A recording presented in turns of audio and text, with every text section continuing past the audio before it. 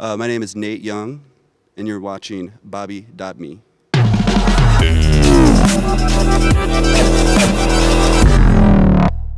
made this instead, which is pretty much the same sound, same tone, right?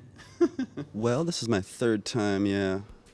I played here twice before with Wolf Eyes, and that's my kind of more rock and roll band. Noise and whatnot, but I consider it a little more rock and roll, a little more exciting. It's great to be back. I mean, it's a really long ways from my home, so it's really, all these sort of trips are really important to me. I get to experience a lot of different things that I never would. Being a musician, I'm truly, fortunate to be able to travel like this. Okay. Tell me, please, how did you find yourself in this genre? Well, it's something I've always done. I've been playing music since I was maybe like 14. And the same type of experimental music, I never really tried to make anything else but unconventional type of music, using unconventional instruments and unconventional sounds. Recently, I think I've started to incorporate a little more music theory, but not much. It's not like I study. I just kind of absorb. What influences you to create what you're creating? Yeah, it's strange. Like I said, I think it was just, when I was young, I was very into skateboarding and all sorts of kind of youthful activities and rebellious type things. I've always kind of been about going against the grain, I suppose, Yeah, I dropped out of school when I was young and started playing music, right at that point. I was 15, my first show. You played guitar before? I played a little guitar, but not much. I had a guitar, and it was my first instrument, and then someone stepped on it, and that was the end of that. After that, I used the guitar pickups, and I found an old bed spring and attached them together, and that was my new instrument, So, like I said, it was really right out the gate, just being drawn to things that are unconventional, just not the norm. So, in 3 words, how would you describe the music you create? 3 words. Oh, wow. I suppose it's a lot of different types of music I play, so it's difficult to sum it up just in 3 words. With Wolf Eyes, it's visceral.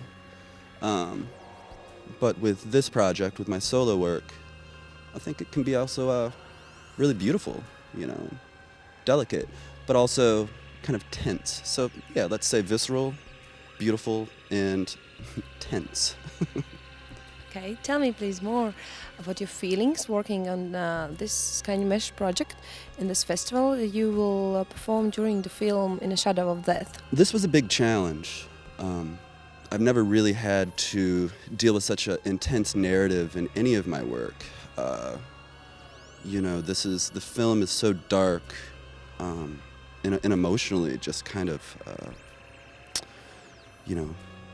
it's emotionally dark. I mean, let's just say that. It does match the feeling of my music in a way, but I definitely had to consider every scene and every kind of, emotion within the film. It's been exciting, but also, like I said, it's very nerve-wracking. Like, I've been kind of nervous about this. I've been working on it for about 3-4 months now. But yeah, it's going well. I think it should go well, yeah. Okay, what has been the most interesting source or instrument you created your music with? What was the most interesting stuff you done to create the sound?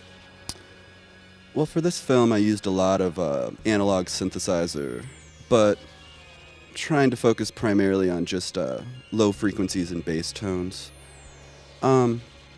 So that said, it's not entirely the most interesting part, but it is the majority of what the music is made up of. You know, I do have some homemade instruments. You know, I create my own circuits and whatnot.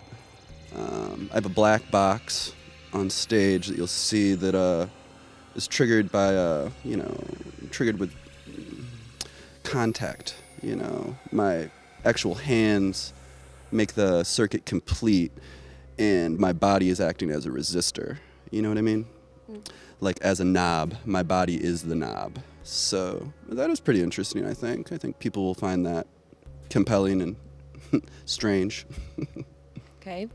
How you see, how does it look your audience? What they are doing? Are they working in banks? Are they artists, musicians?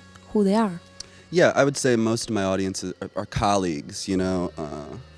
I never say that I have fans, I just have colleagues. You know, I don't think there's that many fans in experimental music. I think it's mostly people who are making experimental music, you know, or unconventional music, as I like to call it. And that's primarily what we see in the audience is just people who are involved in their own creation of, you know, experimental music and film, art, whatnot. Not too many bankers. Your previous album was kind of harder and harder to listen to understand to, and last one it's softer, it's easier, it's more understandable for a wider audience. Is it with the purpose to widen your audience? I think that's always a goal. You know, as a musician, you need that. You know, you need to continue to widen your audience and extend your reach. But primarily what I was trying to do with the last record was make something that stays with you, something that you want to listen to multiple times instead of just listening to out of a curiosity, you know. And I think a lot of experimental music does come down to that. It doesn't get played but a handful of times, you know, at least in my record collection, you know. So that's what I've been really trying to do, is make music that sticks with you and something that you really do want to listen to, you know, that does put you in a place that you're